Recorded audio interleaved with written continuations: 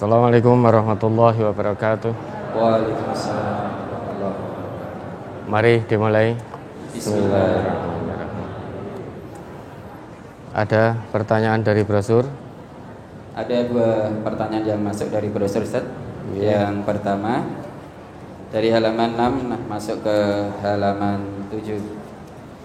An Abi Hurairah radhiyallahu anhu qala sami'tu Rasulullah sallallahu alaihi wasallam yaqulu inna awwalan nasi yuqda yaumal qiyamati alaihi rajulun ustushhida fa utiya bihi fa arrafahu ni'amahu fa arafaha qala fama amilta fiha qala qataltu fika hatta ustushhidtu qala kadzabta walakinnaka qatalta li an yuqala jari'un faqad qila summa umira bihi fa suhiba ala wajhihi hatta ulqiya finnari wa rajulun ta'allamal ilma wa 'allamahu wa qara'al qur'ana fa utiya bihi fa arrafahu ni'amahu fa arafaha qala fama amilta fiha qala ta'allamtul ilma wa 'allamtuhu wa qara'tu fikal qur'ana qala kadzabta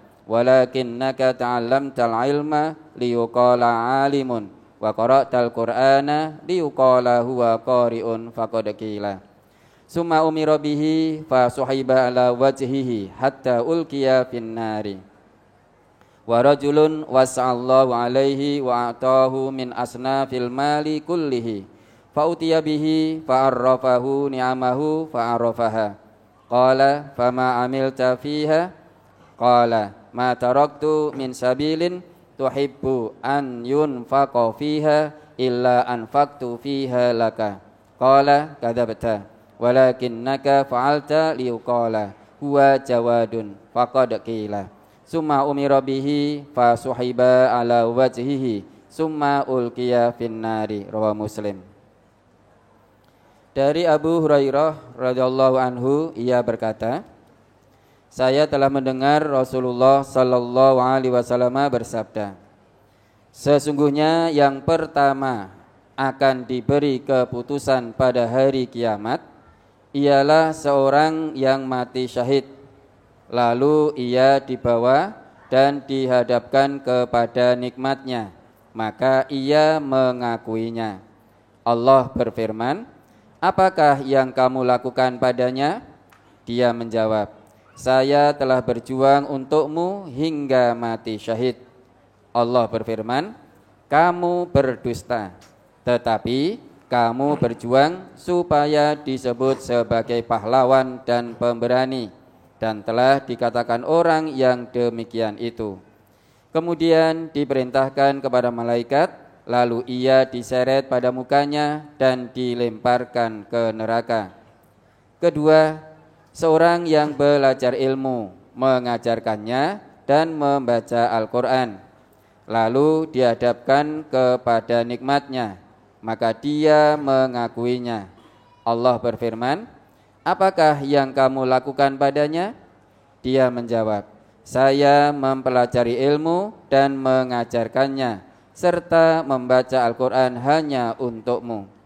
Allah berfirman, kamu berdusta, tetapi kamu mempelajari ilmu supaya disebut sebagai orang yang alim, dan kamu membaca Al-Quran supaya disebut sebagai orang yang pandai membaca Al-Quran, dan telah dikatakan orang yang demikian itu.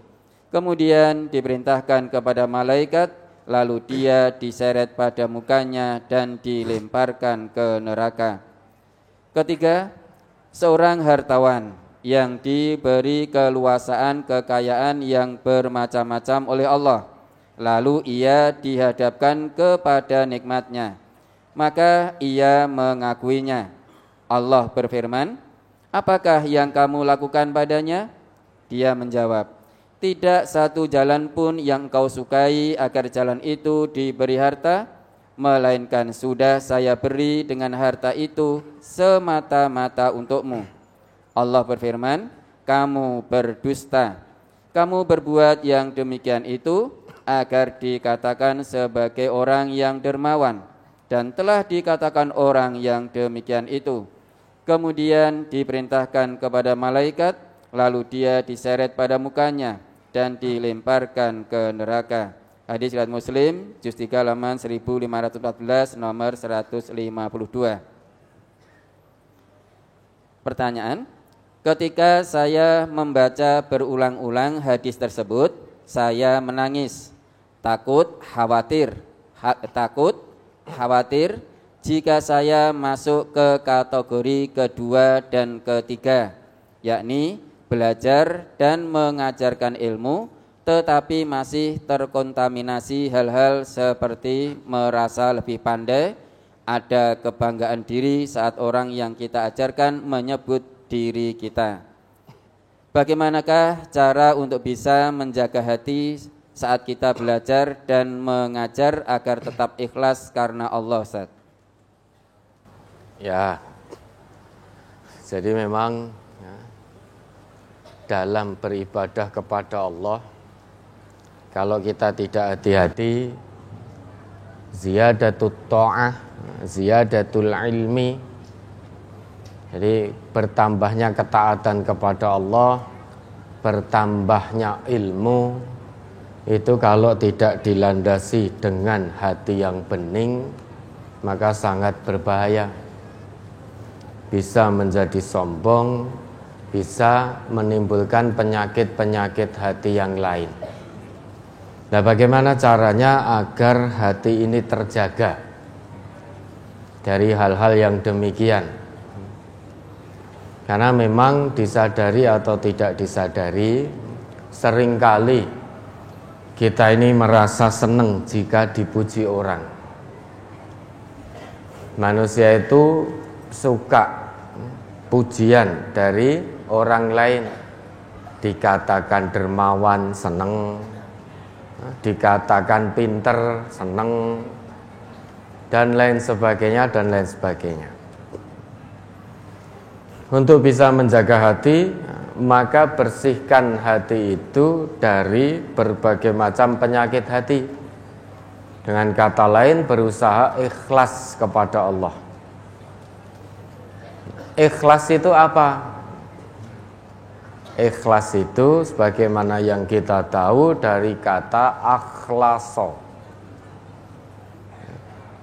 Akhlaso itu ikhlas. Beda dengan khalaso. Khalaso itu khalis, itu murni. Kalau khalaso itu murni. Kalau ditambahi alif di depannya menjadi akhlaso. Orangnya disebut mukhlis. Karena ini mendapatkan tambahan huruf di depannya yaitu menjadi akhlaso, berarti ada usaha. Kalau tadi khalis itu murni, ini mukhlis berarti berusaha memurnikan. Apa yang dimurnikan? Yaitu hati kita dari penyakit-penyakit hati, sombong, ujub, sum'ah, dan lain sebagainya, dan lain sebagainya. Lah caranya tentu kita mendekat kepada Allah, serahkan semuanya kepada Allah. Karena manusia ini tidak diperintah kecuali hanya untuk menyembah Allah dengan memurnikan agama yang lurus. Jika beramal kemudian ada perasaan hati, ketahuilah perasaan hati yang merasa lebih dari segalanya, lebih dari orang lain, itu adalah bisikan setan, maka jangan diperturutkan. Karena setan itu musuh yang nyata bagi kita orang yang beriman. Karena setan itu musuh yang nyata, semua bisikan setan itu dilawan, jangan diperturutkan. Innasyaitona lakum adu fattakhidhuhu aduwa. Innama yad'u hisbahu liyakunu min ashabis sa'ir. Coba diingat kembali tuh Quran surat Fatir kalau tidak keliru. Ayat 5 dan 6. Surat ke-35.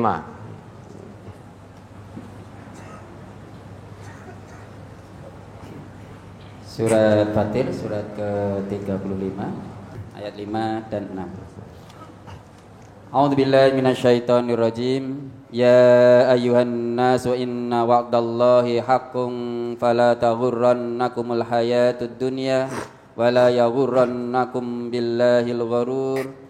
Innasyaitana lakum aduwwun fattakhidhuhu aduwwa innama yad'u hizbahu liyakunu min ashabis sa'ir. Hai manusia, sesungguhnya janji Allah adalah benar. Maka sekali-kali janganlah kehidupan dunia memperdayakan kamu. Dan sekali-kali janganlah syaitan yang pandai menipu memperdayakan kamu tentang Allah. Sesungguhnya syaitan itu adalah musuh bagimu. Maka anggaplah ia musuhmu. Karena sesungguhnya syaitan-syaitan itu hanya mengajak golongannya supaya mereka menjadi penghuni neraka yang menyala-nyala. Ya dah. Ayat 6 itu Allah jelaskan pada kita, innasyaitana lakum adu fattakhidhuhu aduwa. Sesungguhnya setan itu musuh yang nyata. Logika sederhananya, musuh itu harus dikalahkan. Bagaimana cara mengalahkan musuh? Allah berikan jalannya, yaitu fattakhidhuhu aduwa. Maka perlakukan setan juga sebagai musuh. Jangan diperlakukan sebagai teman setia. Kalau musuh itu dijadikan teman setia dalam arti bisikan-bisikan setan terus kita ikuti, maka kita yang akan kalah, tidak mungkin menang. Ya, orang itu terhadap musuh, kalau dia mengambil sebagai teman setia, maka dia akan kalah. Begitu pula bisikan-bisikan setan itu adalah musuh bagi orang yang beriman. Jangan diperturutkan. Maka setiap datang bisikan di hati yang jelek-jelek, sadar dan yakini bahwa itu bisikan setan, harus segera dilawan. Karena kalau tidak dilawan, berbahaya. Karena setan itu mengajak golongannya menuju neraka yang menyala-nyala. Innama yad'u hisbahu min ashabis sa'ir liyakunu min ashabis sa'ir. Intinya setan itu golek konco untuk menjadi penghuni neraka. Ora gelem dhewean, tidak mau sendirian, cari teman sebanyak-banyaknya. Nah, kalau ada bisikan di dalam hati kita, misalkan kita taat beribadah, ada orang yang memuji bahwa kita orang soleh, kita tertib infak, zakat, sedekah, ada orang memuji kita orang lomo, dermawan. Kalau menurut Nabi, apa yang harus dilakukan kalau ada orang memuji? Sawuri, pasir. Kalau sekarang jenengan nyawuri dijak padu tenan. Bedanya itu. Beda dengan generasi muslim awal dulu. Maka dulu pernah ada seseorang itu memuji Khalifah Utsman bin Affan. Anna rajulan ja'ala yamdahu Utsman fa'amidal miqdadu fajasa ala rukbataihi wa kana rajulan dakhman faja'ala yahsu fi wajhihil hasba'a. Ketika Miqdad mendengar ada orang yang memuji Khalifah Utsman, Miqdad lalu datang pada orang itu. Nah, karena Miqdad ini perawakannya tinggi besar, lebih besar dari orang yang memuji tadi, lantas Miqdad duduk berlutut. Nah, jadi duduk di atas lututnya, gendure podo gitu loh. Karena Miqdad itu perawakannya tinggi besar. Kemudian setelah duduk berlutut di hadapan orang yang memuji Khalifah Utsman tadi, apa yang dilakukan Mikdad? Faja'ala yahsu fi wajhihil hasba'a. Kemudian Mikdad menaburkan, nyawurke pasir yang bercampur kerikil, bukan hanya turab namun hasba.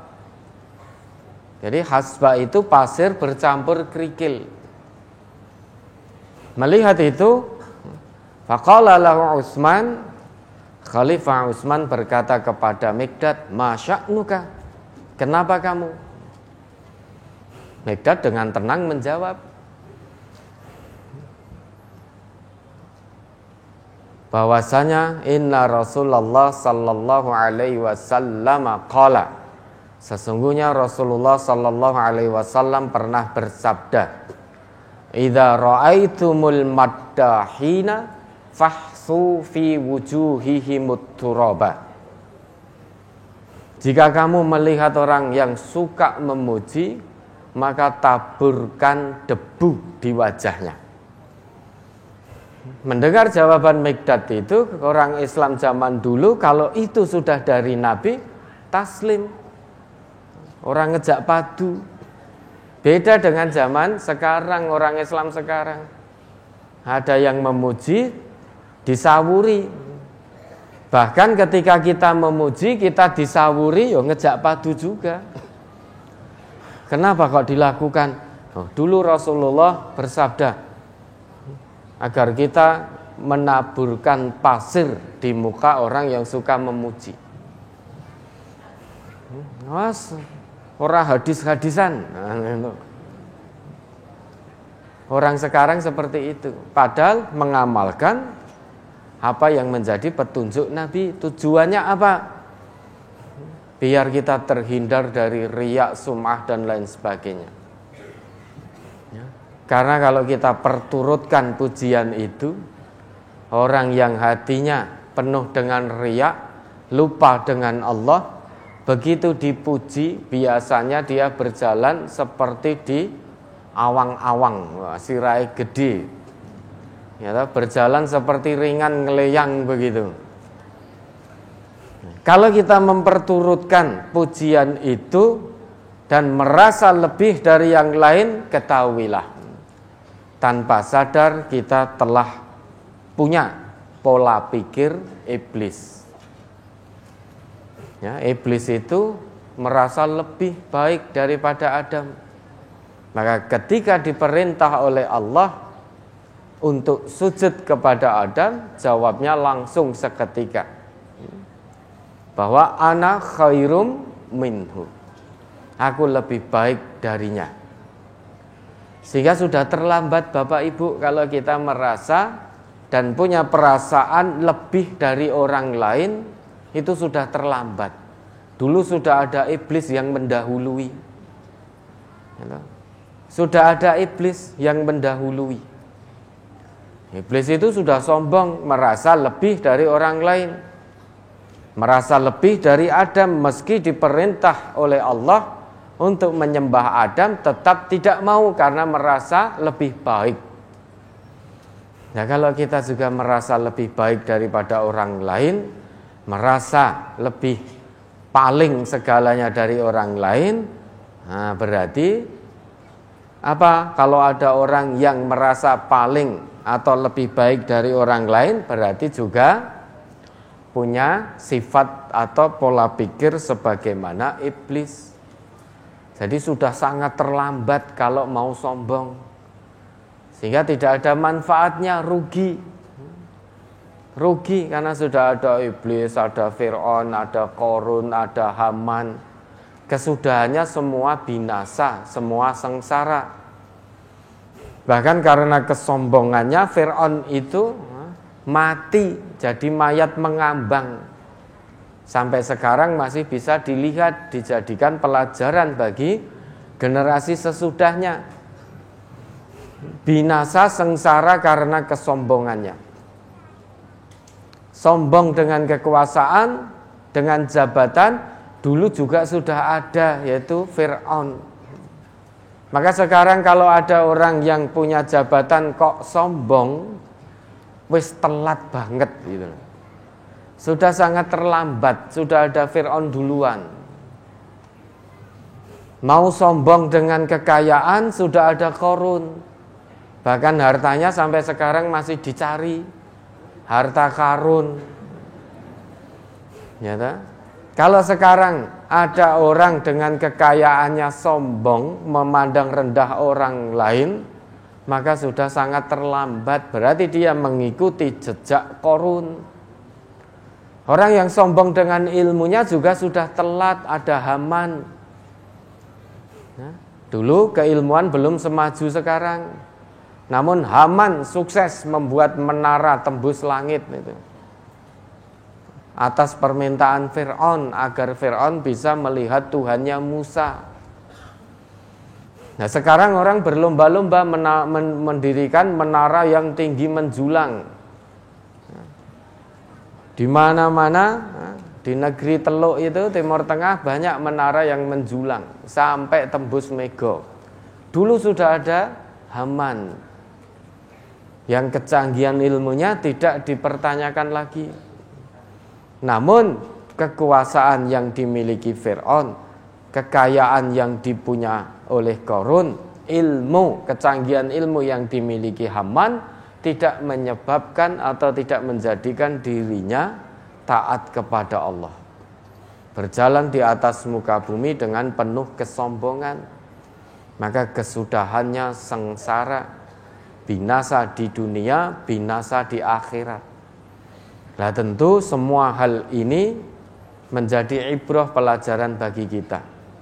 Bagaimana biar kita tidak sombong.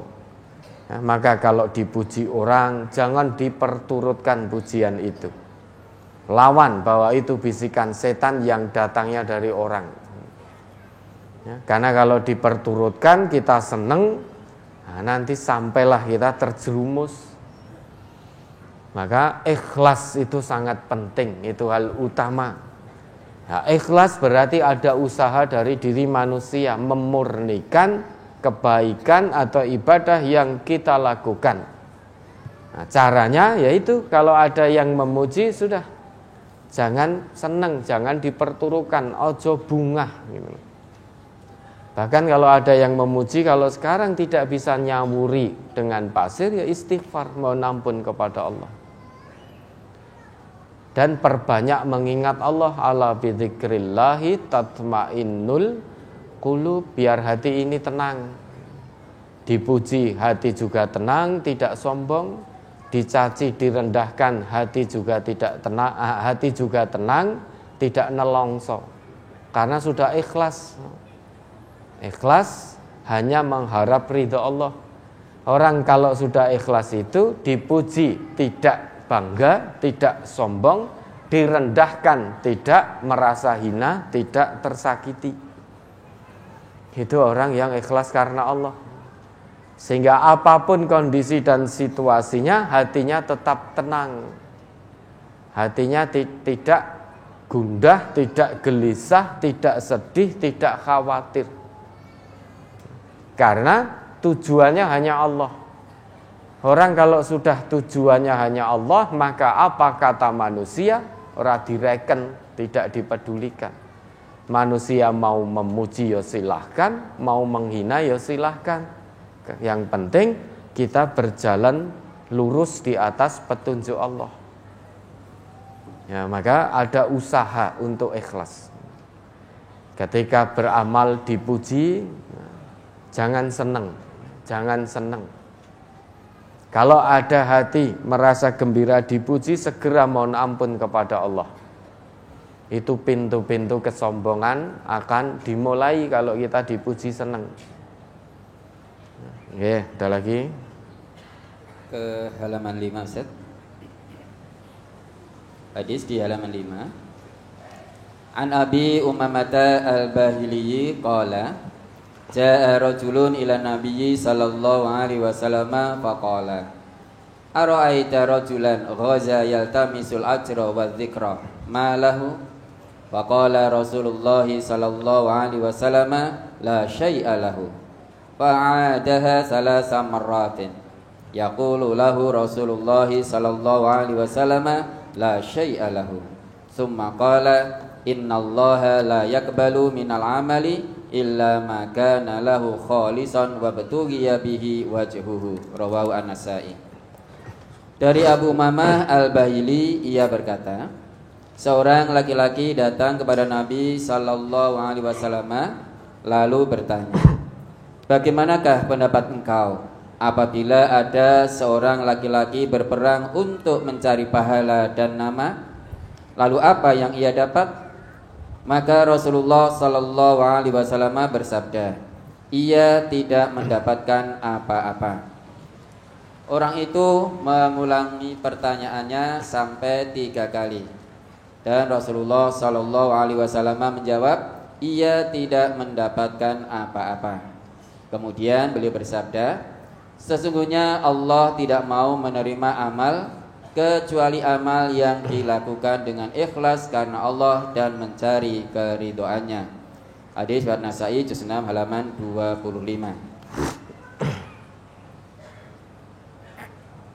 Pertanyaannya, apakah yang menyebabkan tidak mendapatkan apa-apa itu karena mencari nama saja atau juga mencari pahala? Padahal dalam hadis Rasulullah sallallahu alaihi wasallam tentang puasa malah dihapus dosanya. Hadis man shoma ramadhana imanan wa ihtisaban ghufira lahu ma taqaddama min dzanbihi. Ya, hadis puasa memang begitu. Barang siapa yang puasa karena iman dan mengharap pahala dari Allah, maka akan diampuni dosa-dosanya. Sehingga dia hanya mengharapkan pahala dari Allah, tidak mengharapkan ketenaran.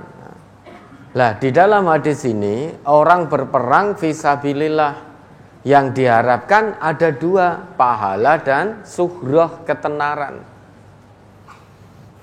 Sehingga yang diharapkan ada 2, juga mengharap pahala dari Allah dan juga biar dikatakan pahlawan, biar disebut-sebut kepahlawanannya.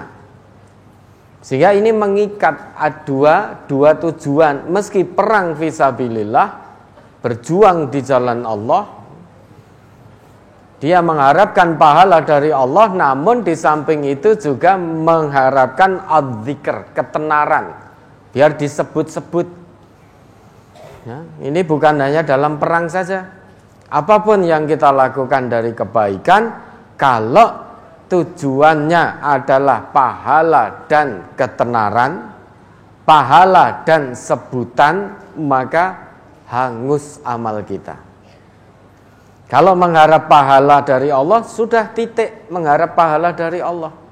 Jangan, wah saya infak biar dikatakan dermawan, saya dapat pahala dan disebut-sebut oleh orang sebagai dermawan, maka tidak akan mendapatkan apa-apa. La syai'a lahu. Maka kalau mengharap pahala dari Allah, sudah titik, ikhlas karena Allah. Orang mau menyebut atau tidak menyebut, tidak masalah, wong ikhlas karena Allah. Sementara ada sebagian orang infak, zakat, sedekah, itu ingin mendapatkan pahala dari Allah, namun juga ingin disebut-sebut oleh tetangganya, oleh temannya, sehingga malamnya infak, ora nek sing ngerti, esoke cerita-cerita ke tetangga, delalah sama-sama pas beli sayur. Wah, semalam ibu-ibu, karena yang beli sayur biasanya ibu-ibu. Semalam alhamdulillah saya bisa transfer infak untuk pondok pesantren, untuk media dakwah.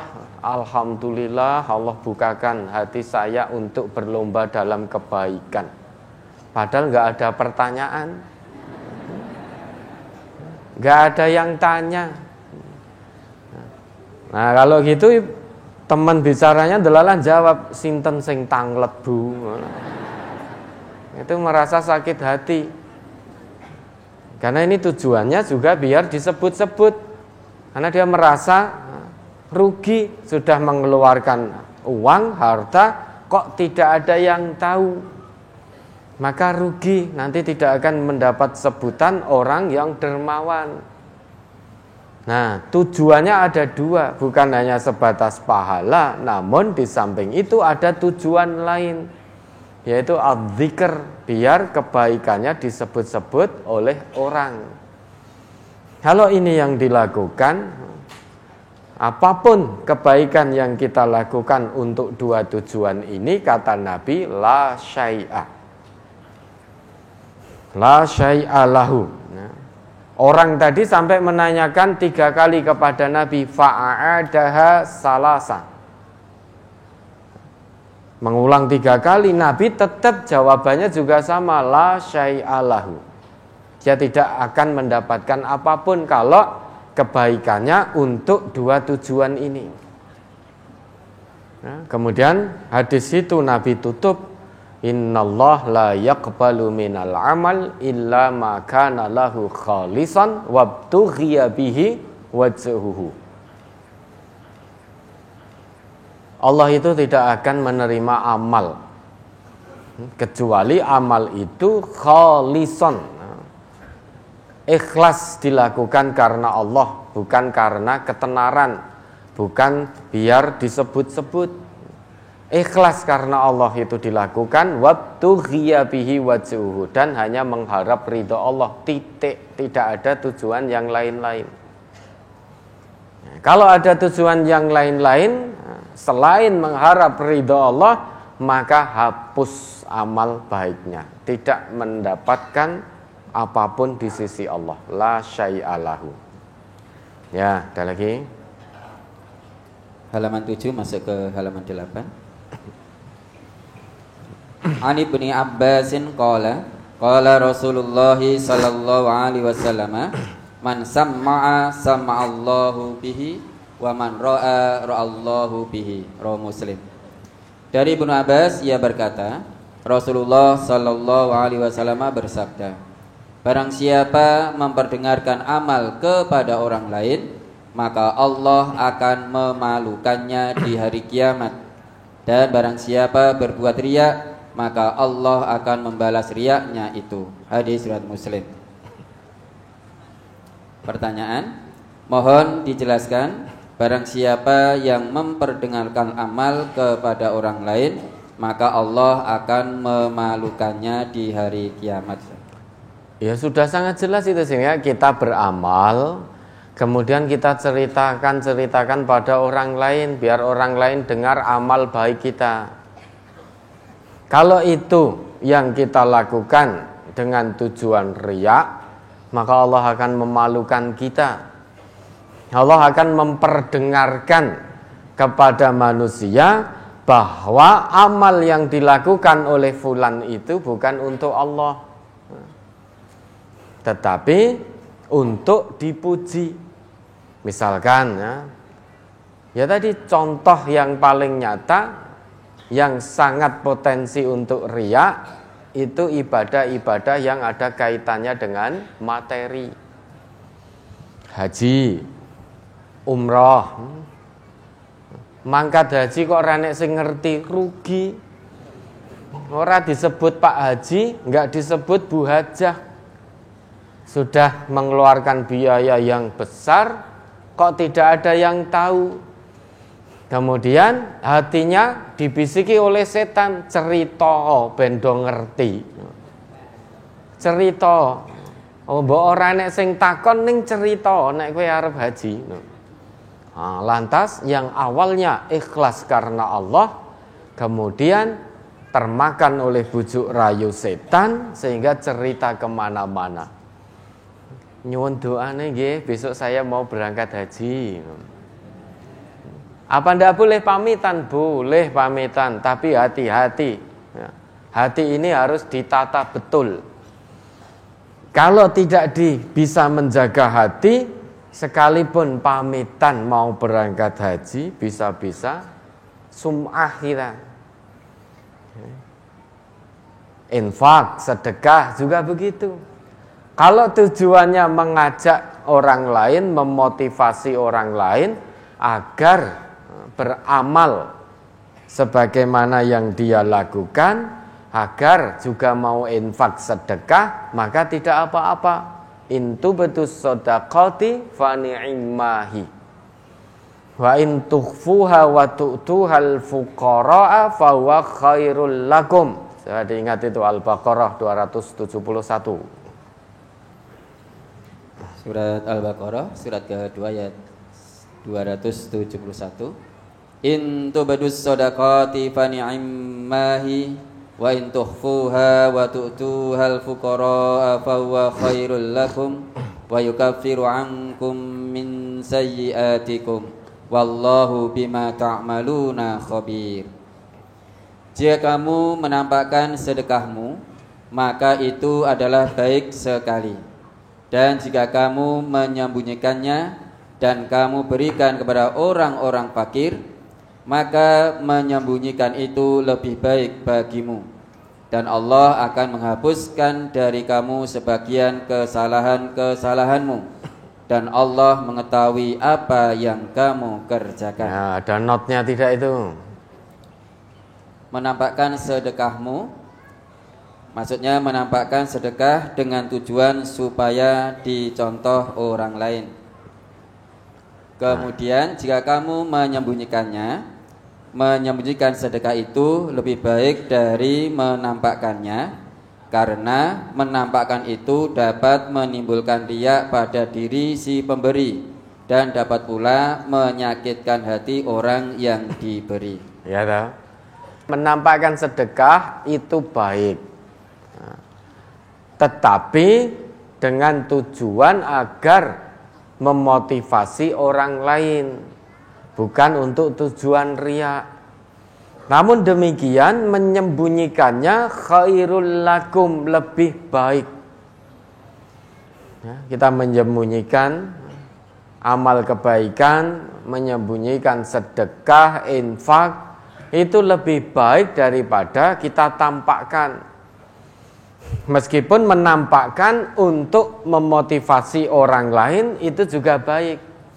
Kenapa menyembunyikan kok lebih baik?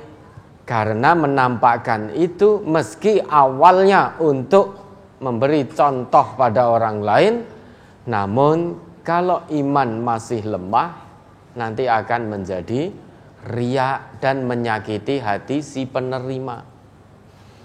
Sehingga orang yang menerima akan terlihat, akan diketahui oleh orang lain. Maka lebih baik menyembunyikan. Kalau memang kita mau menampakkan dengan memberi contoh, itu ternyata masih punya sifat riya. Oleh Allah kita diberi cara. Kalau memang tidak bisa memotivasi, memberi contoh yang akan berujung pada riya, lebih baik disembunyikan. Lah, memperdengarkan amal tadi tentu yang akan dipermalukan oleh Allah adalah orang yang memperdengarkan amal bukan tujuan untuk dicontoh, namun untuk pamer, untuk riya. Nah, itu yang akan dipermalukan oleh Allah. Adapun orang yang memperdengarkan amal dengan tujuan mengajak orang lain, jauh dari kata riya, pamer dan sum'ah, maka tentu tidak akan dipermalukan oleh Allah.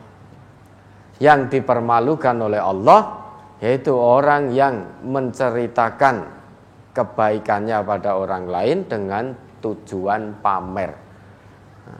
Meski lisan kita mengatakan insya Allah kula mboten pamer, tapi Allah Maha mengetahui.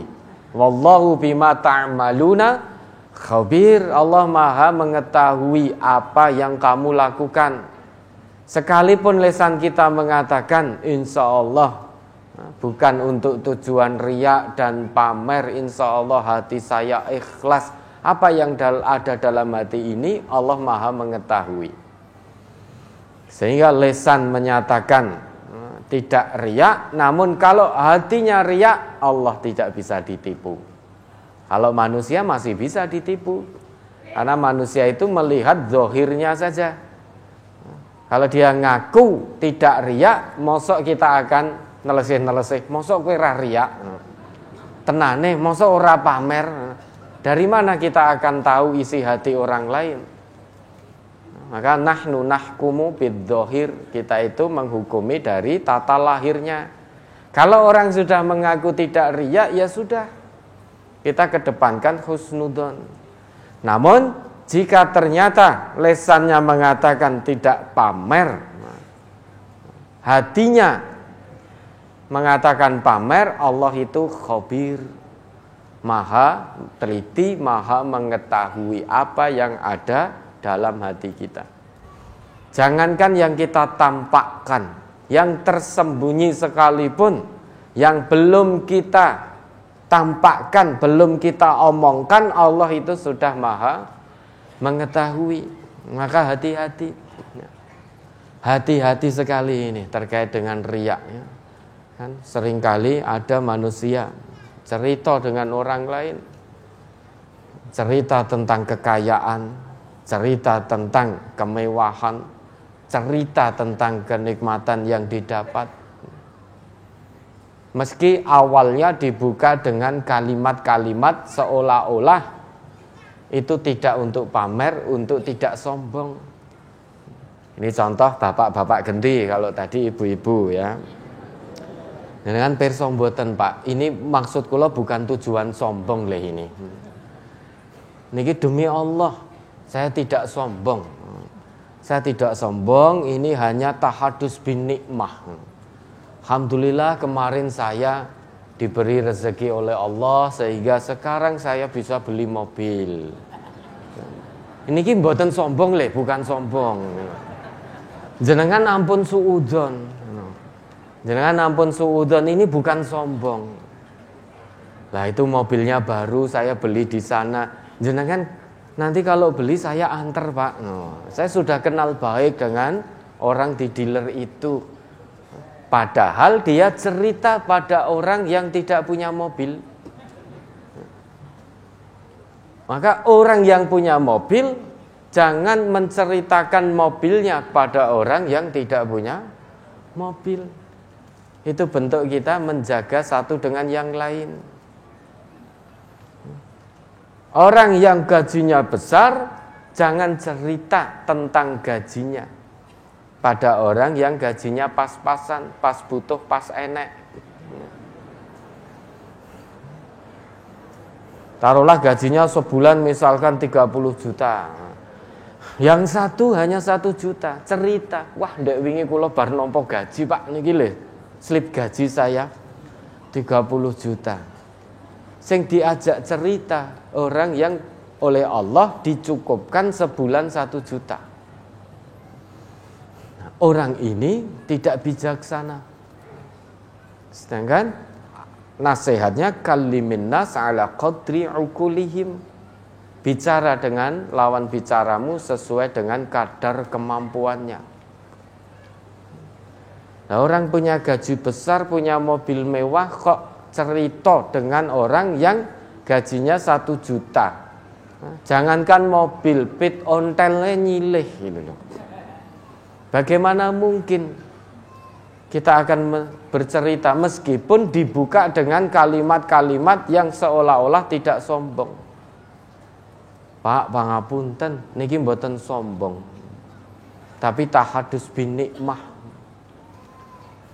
Saya kemarin bisa beli mobil. Alhamdulillah sak menika nek jawah mboten kejawaan. Panas mboten kepanasan. Cerita dengan orang yang mobilnya tidak ada AC-nya. Ini kan sombong. Sekarang ibu-ibu ya, Bu, alhamdulillah kalau wingi kula ten mall ini. Alhamdulillah saya belanja tidak lihat harga. Konon katanya menurut ibu-ibu, sebagian ibu-ibu di luar sana, di sana jauh, bukan di sini. Konon katanya bahagia itu kalau belanja tidak melihat harga. Ini konon kabarnya begitu. Nah, kalau memang itu terjadi pada diri kita, na'udzubillah, kebahagiaan itu tolak ukurnya bukan harta. Ini kabarnya orang kalau belanja shopping, kalau masih melihat harta apa meneh jek nawar, itu katanya tidak bahagia. Tapi orang yang belanja langsung ambil sat. Itu katanya bahagia. Nah, ini tolak ukurnya berarti harta benda dipertuhankan oleh harta tidak sadar. Orang bahagia itu ya, saat kita murojaah Quran tanpa melihat mushaf. Itu salah satu bentuk kebahagiaan. Ya, salah satu bentuk kebahagiaan. Orang bahagia itu kalau kita di mana saja kita berada, dalam kondisi apapun kita selalu merasa diawasi oleh Allah. Itu orang yang bahagia. Bukan orang yang belanja tanpa melihat harga. Ini pola pikir yang terbolak-balik. Masa hanya belanja tanpa melihat harga kok bahagia piye? Dipertuhankan harta benda tanpa sadar. Sehingga sama-sama belanja di mall, yang satu mengambil tanpa melihat harga, habis itu melihat sampingnya. Kan ada itu kan ada apa namanya harganya. Melihat sampingnya ngilang-ngiling rego, bari itu rembukan. Misal diantar suaminya, mahal niku Mas. Oh ide ojo kuwi ya. Jangan itu. Yo sing ning nggon kotak kono wae diskon 100%. Lah, yang belanja tanpa melihat harga tadi kebetulan melihat dan mendengar, muncul kesombongan. Belanja mesake men mau ngarep kepengin anu ning mall kok mung ngilang-ngiling rego. Jane arep belanja apa arep nonton rego? Jane iki di mall ini mau belanja atau mau lihat bandrol? Muncul kesombongan, dipertuhankan harta benda tanpa dia sadari. Padahal kata Allah, ma'indakum yanfadu wa ma'indallahi baq. Apa yang ada pada sisimu akan habis, akan sirna. Dan apa yang ada pada sisi Allah itulah yang kekal abadi. Ya, maka tidak perlu, jangan bangga dengan hartanya. Jangan sombong dengan hartanya. Ya, kita hati-hati sekali dengan riya ini ya. Orang sombong, orang bisa riya itu tidak hanya bertambah harta. Ziyadatul mal bisa sombong, bisa riya. Itu wajar ya. Biasanya manusia, oh iya saiki dadi wong sugih. Makane kemaki, makane kemayu. Dhisik rung duwe kaya ngono, nelongsone melase kaya ngono. Sekarang jadi orang punya, jadi sombong. Kaget rung siap sugih. Maka ziyadatul mal jadi sombong. Ziyadatul ilmi, tambahnya ilmu, gelarnya berderet-deret, juga jadi sombong. S1, S2, S3. Di Indonesia ini kan dari kita pendidikan dasar kan S semua. Sampai kademen kita ini. SD, SMP, SMA, S1, S2, S3. Meski S3 ya cek butuh S teh.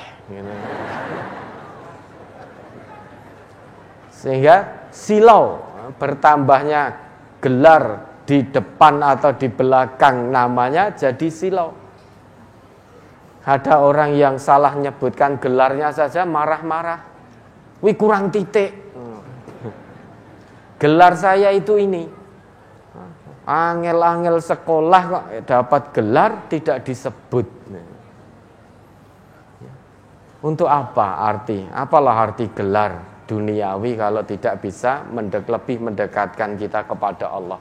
Semua akan habis itu. Bukan berarti tidak penting, juga penting, ning tidak perlu. Ada orang salah nyebut gelar kita, yura popo.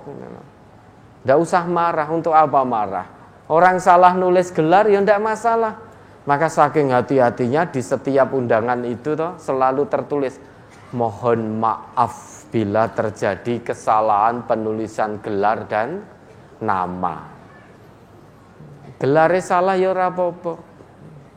Misalkan gelare LC diwalik dadi CL ya ndak apa-apa. Ndak masalah. LC, L-nya besar, C-nya kecil, ditulis besar semua ya ndak apa-apa. Atau ditulis kecil semua, ndak masalah. Wong sekarang banyak temannya kok habis pandemi kemarin. LC lulusan Covid, ya toh? Banyak temannya, sehingga punya banyak teman. Apalah arti gelar kalau untuk sombong? Ya, maka hati-hati sekali. Ziyadatul ilmi, tambahnya ilmu, tambahnya gelar bisa menjadikan kita sombong. Samping itu ziyadatut ta'ah, tambahnya taat juga bisa menyebabkan kita sombong. Taat pada Allah, kita jamaah 5 waktu ke masjid. Begitu mendengar azan kita berangkat. Delalah melewati orang Islam juga tidak segera ke masjid. Berjalan ke masjid dengan hati yang dibisiki setan, hati yang sombong. Lah iya toh. Adzan ngakune Islam ning kok ora ning masjid mbok kaya aku iki lho. Mendengar adzan saya langsung ke masjid. Mendengar adzan bahkan 5 menit sebelum adzan saya sudah di masjid, nanti dapat tahiyatul masjid dan lain sebagainya. Kayak keneng kono ning warung kono kae entuke apa padahal sudah mendengar adzan. Muncul kesombongan sebab ketaatan. Bukan berarti bertambahnya taat tidak penting, sangat penting. Namun hati-hati jangan sampai itu menjadikan riya. Karena riya itu setidaknya ada 4 hal. Yang satu, pahala baiknya di sisi Allah batal. Yang kedua, kita akan merasa lelah telah melakukan satu kebaikan namun tidak mendapat apa-apa di hadapan Allah. Yang ketiga, dicap oleh Allah dalam Al-Quran sebagai orang munafik. Sedang orang munafik itu fiddarkil asfal minan nar. Yang keempat, kalau kita meninggal belum bertobat, maka kita akan menghadap Allah dengan sifat kemunafikan. Na'udzubillah, hanya gara-gara riya. Oleh sebab itu Nabi kita bersabda, inna akhwafa ma akhafu alaikum asyirkul asghar. Sesungguhnya hal yang paling aku khawatirkan atasmu. Sehingga yang paling Nabi khawatirkan terhadap umatnya adalah asyirkul asghar, yaitu syirik kecil. Sahabat bertanya, masyirkul asghar ya Rasulullah? Qala ar-riya. Syirik kecil itu adalah riya. Karena itu akan menghapus semua amal baik. Dan biasanya syirik kecil itu manusia melakukannya tanpa disadari. Bahkan sudah menjadi hobi. Lah ya, hobi kok riya itu terus piye? Hobi kok riya gitu loh. Padahal itu satu hal yang sangat Nabi kita khawatirkan atas umatnya. Maka yang masih punya hobi riya, masih suka cerita-cerita tentang jabatan, kemewahan, pangkat, titel dan lain sebagainya, hentikan. Hentikan kalau tujuannya masih untuk riya. Percuma, sia-sia amal kebaikan kita yang sudah dilakukan. Terhapus gara-gara riya, gara-gara sum'ah. Sesuatu hal yang biasanya tidak disadari oleh manusia karena sudah menjadi hobi. Hobi ini cerita-cerita tentang ini, tentang itu dengan tujuan pamer. Nah, saat dia cerita itulah dengan tujuan pamer, corone itu malaikat nyetipi pahala kebaikan. Nyetip tahu nyetip. Nah, dihapus untuk memudahkan pemahaman kita. Saat kita cerita tentang sesuatu karena untuk pamer, untuk riya, maka saat itulah satu persatu pahala kebaikan kita hapus. Ya, mudah-mudahan tadi hindarkan oleh Allah dari syirik kecil ini. Ini sangat berbahaya, membinasakan. Dan jujur kemauan, masing-masing semua dari kita pernah merasakan itu. Ada yang belum pernah merasakan? Ada? Nah, mudah-mudahan tidak ada. Nah, insya Allah ini menjadi ibrah buat kita mulai hari ini. Setiap kali hati ini mau riya, mohon ampun pada Allah. Jangan diperturutkan. Ya, ada lagi. Berkaitan dengan riya, ini pertanyaan dari surat An-Nur ayat 31. Ya. A'udzubillahi minasyaitonirrajim. Wa kullil mu'minati yaghdudna min absarihinna wa yahfadna furujahunna wa la yubdina zinatahunna illa ma zahara minha wal yadribna bi khumurihinna ala juzubihin wa la yubdina zinatahunna illa li bu'ulatihinna aw abaihinna aw abai bu'ulatihinna aw abaihinna aw abna'i bu'ulatihinna aw ikhwanihinna aw bani ikhwanihinna aw bani akhwatihinna aw nisaihinna aw ma malakat aymanuhunna awit tabi'ina ghairi ulil irbati minar rijali awit tiflil ladzina lam yadharu ala auratin nisa wala yadribna bi arjulihinna liyu'lama ma yukhfina min zinatihin wa tubu ilallahi jami'an ayyuhal mu'minuna la'allakum tuflihun. Katakanlah kepada wanita yang beriman, hendaklah mereka menahan pandangannya dan memelihara kemaluannya, dan janganlah mereka menampakkan perhiasannya kecuali yang biasa nampak daripadanya. Dan hendaklah mereka menutupkan kain kudung ke dadanya, dan janganlah menampakkan perhiasannya kecuali kepada suami mereka atau ayah mereka atau ayah suami mereka atau putra-putra mereka atau putra-putra suami mereka atau saudara-saudara laki-laki mereka atau putra-putra saudara laki-laki mereka atau putra-putra saudara perempuan mereka atau wanita-wanita Islam atau budak-budak yang mereka miliki atau pelayan-pelayan laki-laki yang tidak mempunyai keinginan terhadap wanita atau anak-anak yang belum mengerti tentang aurat wanita. Dan janganlah mereka memukulkan kaki agar diketahui perhiasan yang mereka sembunyikan. Dan bertaubatlah kamu sekalian kepada Allah, hai orang-orang yang beriman, supaya kamu beruntung. Berkaitan dengan ayat tersebut, yang dimaksud perhiasan pada ayat tersebut, apakah jam tangan dan bros, yakni hiasan kudung, juga termasuk perhiasan, dan apakah menampakkan barang-barang tersebut juga termasuk perbuatan riya, Ustaz? Itu kan menurut kita. Ini kan wanita, ayat ini untuk perempuan. Maka wala yubdina zinatahunna illa ma dhahara minha, itu maksudnya adalah aurat. Perhiasan aurat wanita itu perhiasan.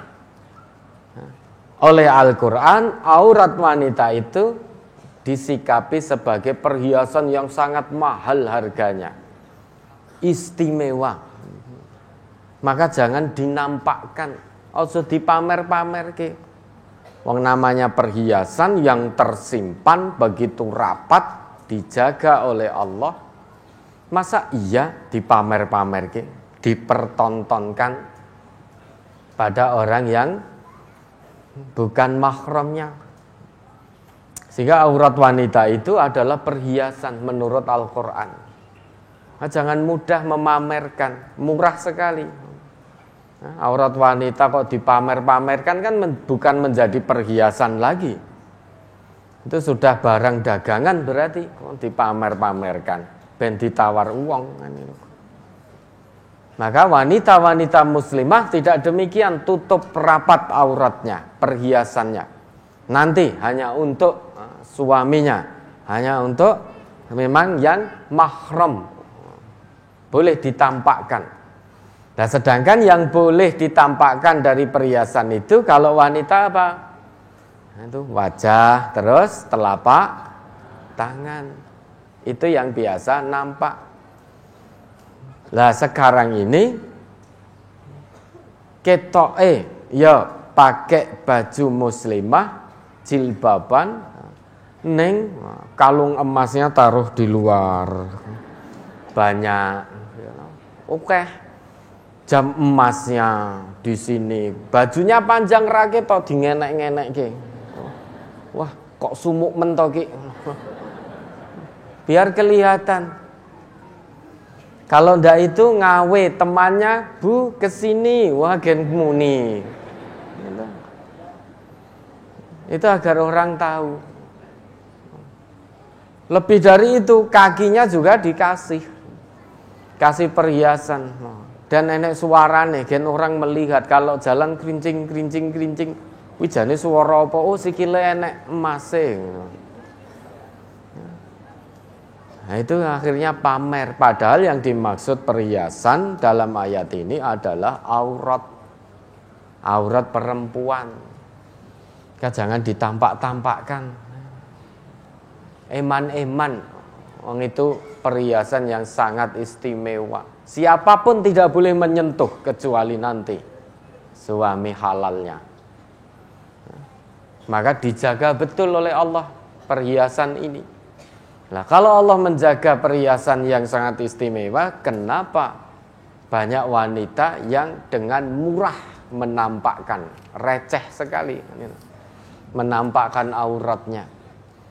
Tidak bersyukur kepada Allah, punya dianugerahi oleh Allah perhiasan yang sangat mahal harganya. Tidak sembarang orang bisa memilih, menjamah dan lain sebagainya. Hanya orang-orang khusus nanti yang menjadi pintu halalnya yang boleh menjamah, yang boleh melihat. Lah kok sekarang malah diperlihatkan kepada khalayak rame jadi properti publik. Na'udzubillah. Orang-orang muslimah yang ngaji ini dijaga betul, dijaga betul perhiasan yang sangat mahal harganya ini. Tidak semua orang diizinkan oleh Allah demok we ra etuk gitu loh. Kalau ditampakkan berarti semua orang melihat. Ini oleh Allah melihat saja tidak boleh. Hanya orang-orang khusus yang boleh melihat. Nah, nanti kalau ditampakkan, nah ya semua orang melihat. Semua orang akan melihat perhiasan, maka tidak menjadi perhiasan lagi. Jadi ya, barang murah sekali. Nah, ini maksudnya itu aurat, nah, bukan jam tangan, bukan kalung, bukan ini itu dan lain sebagainya.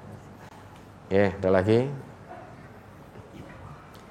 Di grup WA sering sekali saudara kita memposting ajakan untuk sholat tahajud, puasa sunnah, yakni sahur, sholat duha dan lain-lain. Apakah itu berbahaya? Bagaimana menyikapi hal tersebut, Ustaz? Nah itu kalau memang itu motivasi mengingatkan orang lain, utamanya mengingatkan dirinya sendiri dulu, kemudian mengajak orang lain, itu baik.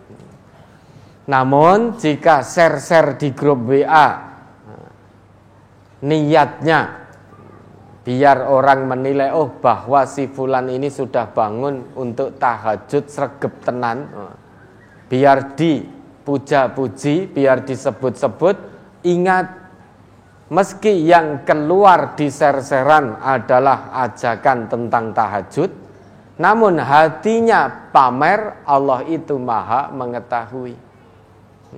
Menyikapinya bagaimana? Kalau memang panjenengan mau ikut share, tanyakan pada hati dulu, apakah saya pamer atau tidak.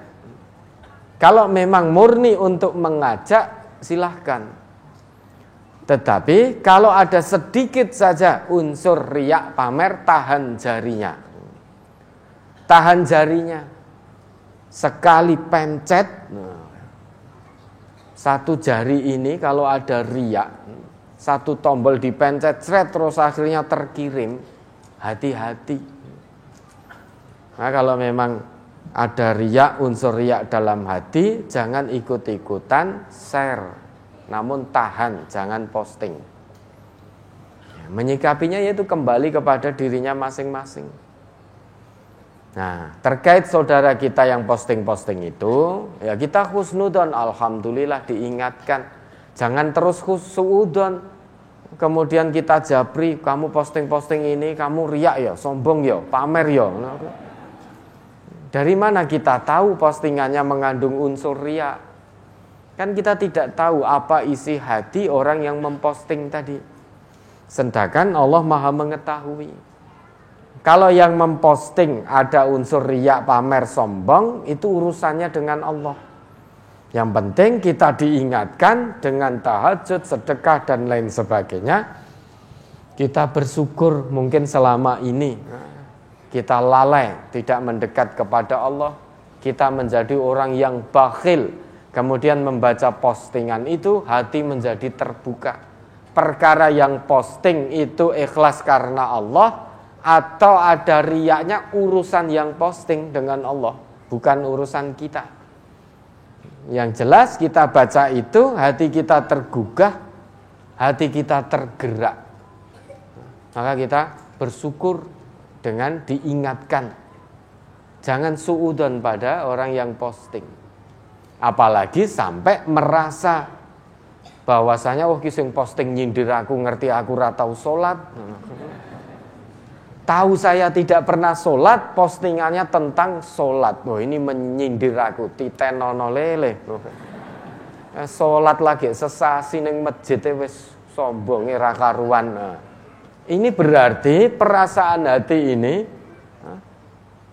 dia bedek dewe. Ya itu tadi, tidak ada pertanyaan yang dia jawab sendiri.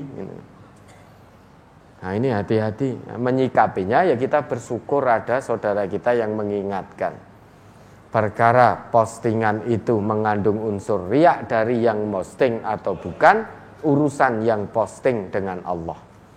Nah kalau kita mau ikut-ikutan posting, tanyakan pada hati kita. Kita ada unsur pamer atau tidak, atau memang mengajak dan mengingatkan orang lain. Nah itu yang tahu panjenengan sendiri sama Allah. Ya, ada lagi. Ada warga saudara kita yang lebih senang bila ikut berkurban di masjid dekat rumah daripada ikut berkurban di majelis MTA. Karena jika di MTA, warga masyarakat di lingkungannya tidak ada yang mengetahui kalau si fulan tersebut ikut kurban. Sebaliknya, jika kurban dekat rumahnya, nama akan disebut-sebut. Pertanyaan, bagaimana jika kita juga melakukan seperti itu? Apa kita mendapat pahala kurban tersebut? Mohon tausiahnya, Ustaz. Jangan-jangan perasaan jenengan sendiri. Ya toh? Padahal yang kurban tadi betul-betul ikhlas karena Allah. Apa betul yang kurban ceritakan jenengan, aku seneng nek kurban ning masjid jenengku diumum-umumke. Apa betul begitu? Ya, apa iya yang kurban di masjid tadi, saudara kita warga MTA juga ceritakan jenengan. Nek ning majelis kuwi kurbannya namanya tidak disebut. Tapi nek ning masjid, di masjid saya seneng, saya suka. Kenapa? Karena diumumkan melalui pengeras suara masjid itu bahwa fulan kambing berat sekian, ini sekian, sapi sendirian tidak bertuju.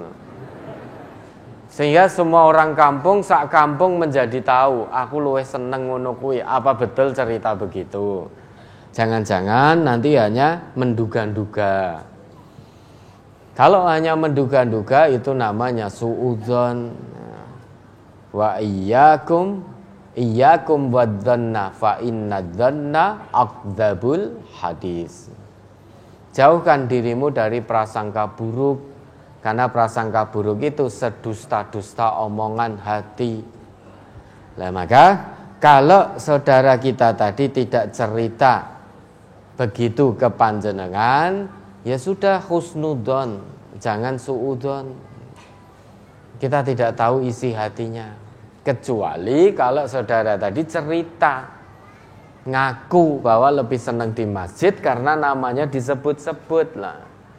Kalau memang demikian, kewajiban jenengan memberikan nasihat. Memberikan nasihat, tujuan korban itu bukan dagingnya, bukan darahnya sampai pada Allah, namun tujuannya takwa. Orang yang takwa itu tidak senang pamer, tidak suka ketenaran.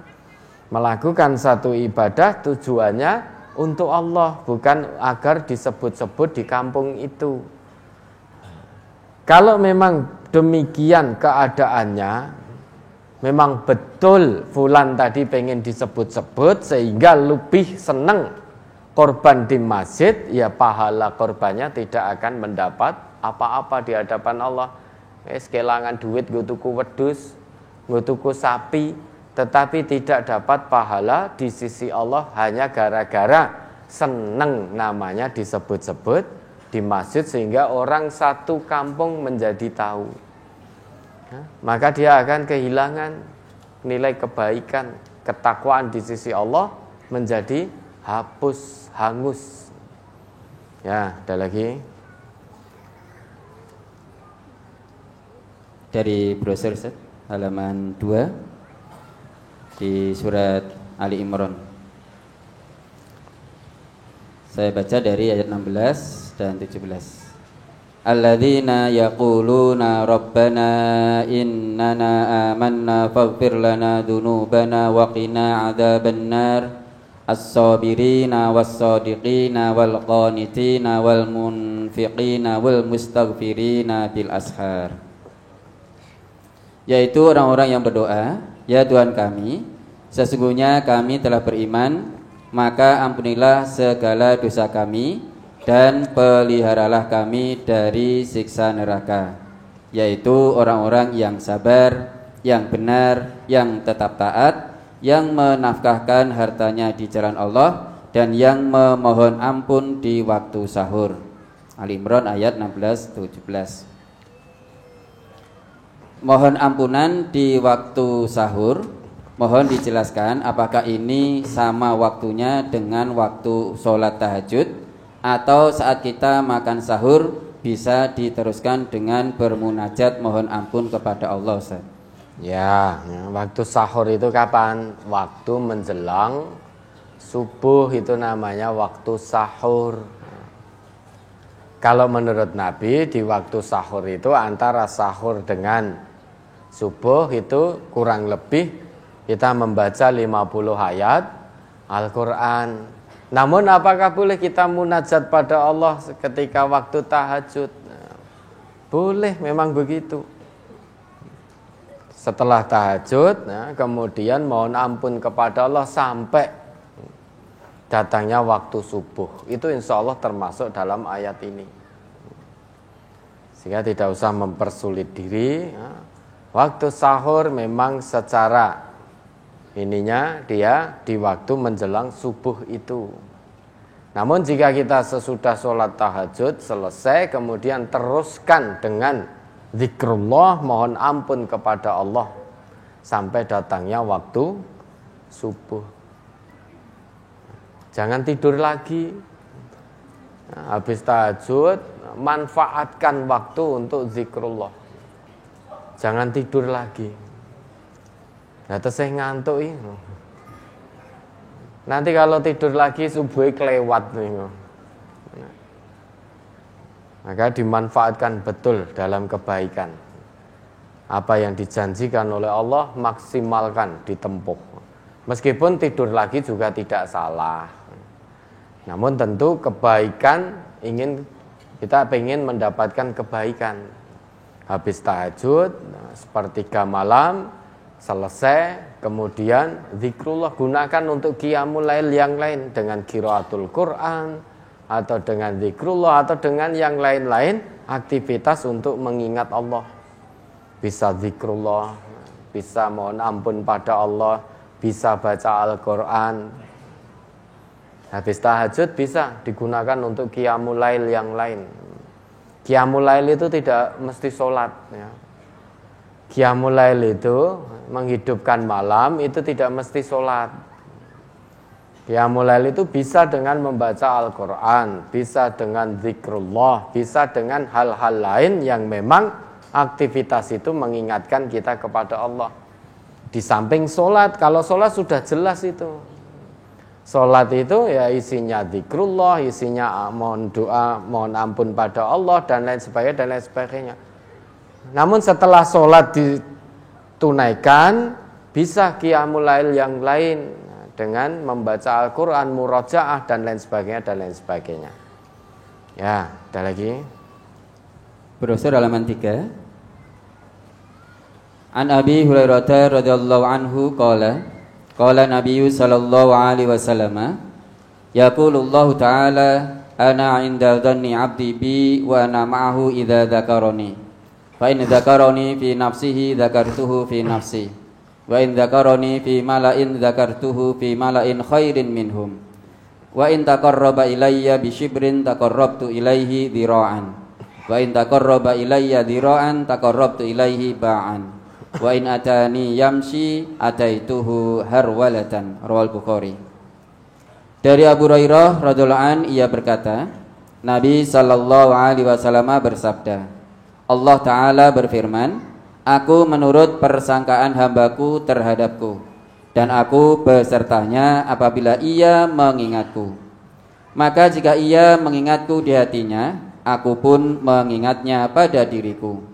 Jika ia mengingat atau menyebutku pada sekumpulan orang, maka aku menyebutnya dalam sekumpulan yang lebih baik daripada mereka.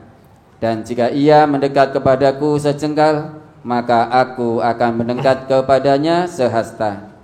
Jika ia mendekat kepadaku sehasta, maka aku akan mendekat kepadanya sedepan. Dan jika ia datang kepadaku dengan berjalan, maka aku akan datang kepadanya dengan berlari. Hadis riwayat Bukhari. Mohon penjelasan pada kalimat jika ia mengingat atau menyebutku pada sekumpulan orang, maka aku akan menyebutnya dalam sekumpulan yang lebih baik daripada mereka. Lah orang itu kalau mengingat Allah dalam sekumpulan orang banyak, artinya ada orang lain, tidak dalam kesendirian. Dia ingat Allah di khalayak rame, di tengah-tengah orang rame, dia tetap ingat kepada Allah, maka Allah akan menyebut-nyebut orang itu di sekumpulan yang lebih baik daripada kumpulan orang-orang itu. Nah, dalam hal ini Ahlul ilmi mengatakan bahwa sekumpulan malaikat, kecuali tentu kumpulan orang-orang tadi tidak ada nabi, tidak ada rasul, karena rasul dan nabi itu lebih baik daripada malaikat. Nah, artinya itu ya manusia biasa seperti kita.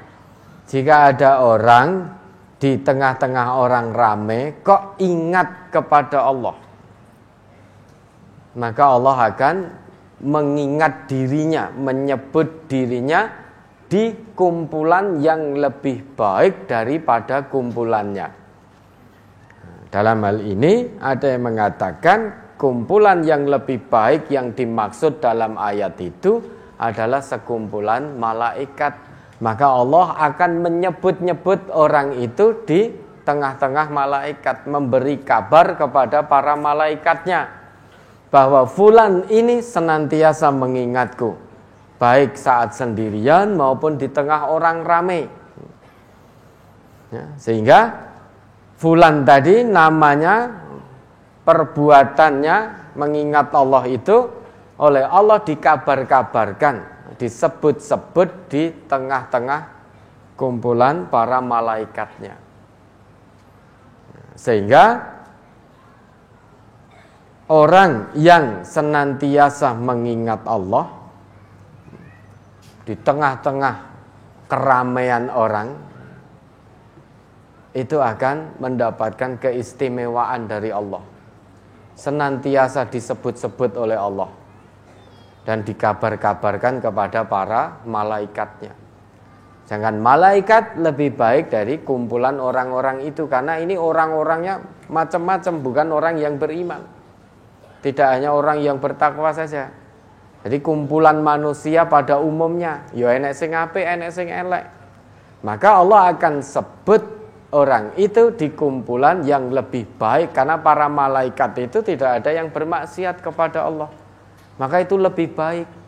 Kalau kumpulan manusia tadi kan macam-macam. Ada yang baik, ada yang tidak. Maka percampuran baik dan tidak ini oleh Allah tentu lebih baik kumpulan malaikat. Ya, kurang lebih begitu. Yang dimaksud sekumpulan yang lebih baik adalah Allah mengabarkan orang itu kepada para malaikat.